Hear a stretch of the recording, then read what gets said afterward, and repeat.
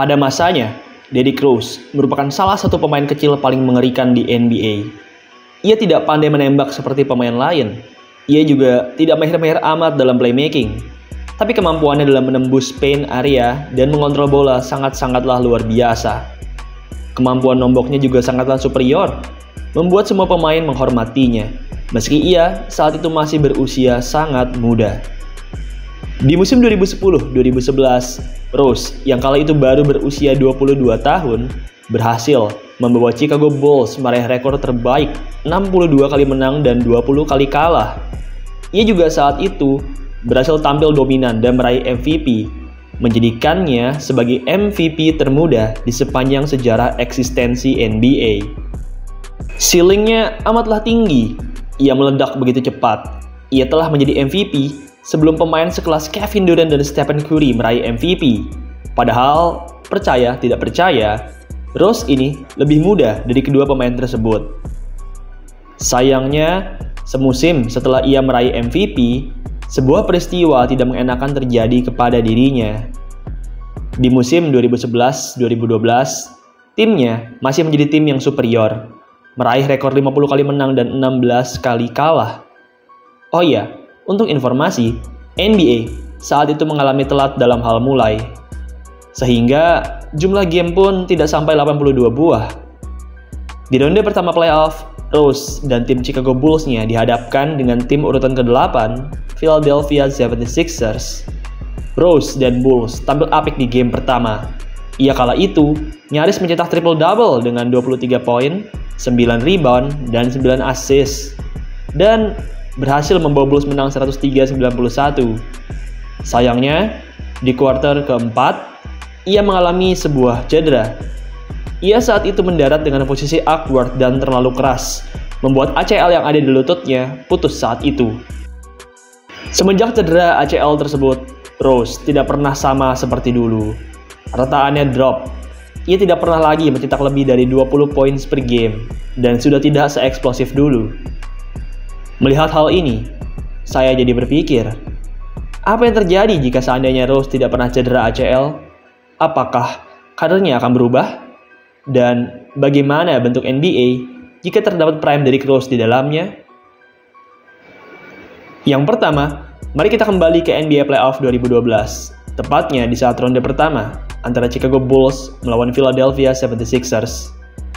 Sixers memang hanya finish di peringkat ke-8 di regular season.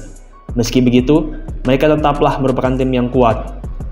Tim ini tidak memiliki satu pemain yang terlalu menonjol.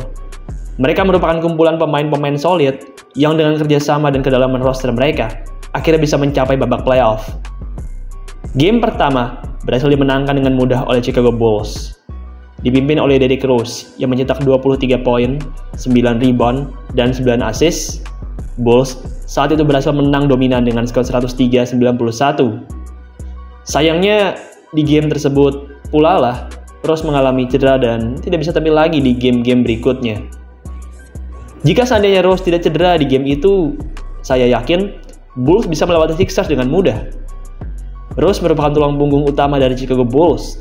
Tanpa Rose, bisa kita lihat Sixers langsung mengobrak-abrik pertahanan Bulls dan mengambil serial tersebut dengan mudah.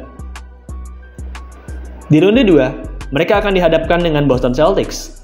Celtics merupakan tim yang solid, tapi tim ini mungkin masih berada di bawah Chicago Bulls. Itu karena berhadapan dengan Sixers saja, Celtics harus kewalahan sampai ke game 7. Kevin Garnett, Paul Pierce, dan Ray Allen yang sudah mulai menua saat itu tidak lagi segarang era 2000-an.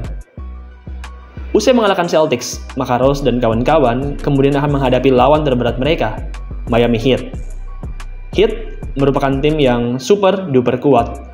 Mereka diperkuat oleh Big Three, LeBron James, Dwayne Wade, dan Chris Bosh. Ketiga sobat super ini sangatlah dominan. Untuk yang satu ini, saya tidak bisa yakin tentang apakah Rose dan kawan-kawan bisa menundukkan mereka atau tidak. Tapi saya yakin, serial ini akan berjalan dengan amat ketat.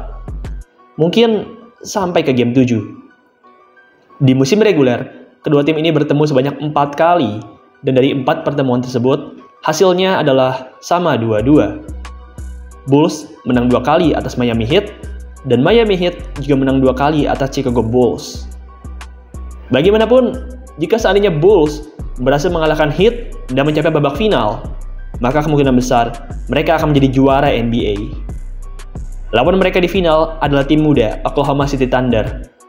OKC muda memang mengerikan, tapi tim ini masih minim pengalaman. Di serial final originalnya, Heat menang dominan 4-1 atas OKC. Jika Bulls dan OKC saat itu bertemu, maka kemungkinan besar Bulls akan meraih kemenangan dan mendapatkan cincin juara pertama mereka semenjak era Chicago Bulls-nya Michael Jordan di tahun 1998 yang lalu. Seusai musim juara tersebut, Rose pastinya akan semakin menanjak, mengingat usianya yang masih amatlah muda. Seiring berjalannya waktu, ia akan semakin meningkat dan mencapai masa prime-nya.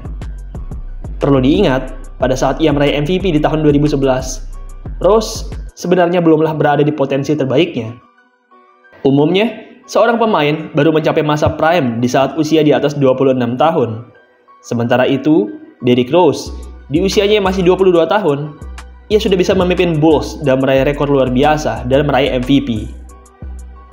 Tanpa adanya cedera, Rose akan semakin bersinar dan Chicago Bulls akan menjadi sebuah tim yang relevan. Sama seperti Golden State Warriors, Chicago Bulls akan menjadi dinasti yang mengancam tim-tim NBA. Berbagai tim pastilah juga akan memburu Derrick Rose. Meski begitu, Rose terkenal sebagai pemain yang mencintai Chicago Bulls. Dengan keloyalannya, maka ia akan terus berada di Bulls selama Bulls selalu men-treat Rose dengan baik. Rose merupakan salah satu what if terbesar yang ada di NBA.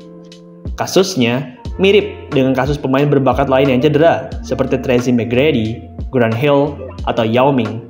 Bedanya, Rose ini cedera terlalu dini, sehingga kita tidak pernah bisa melihat prime Derrick Rose yang sesungguhnya. Kini, usia 16 tahun berkelana di NBA, pada 26 September 2024, Rose pun resmi mengumumkan kepensiunannya dari bola basket profesional.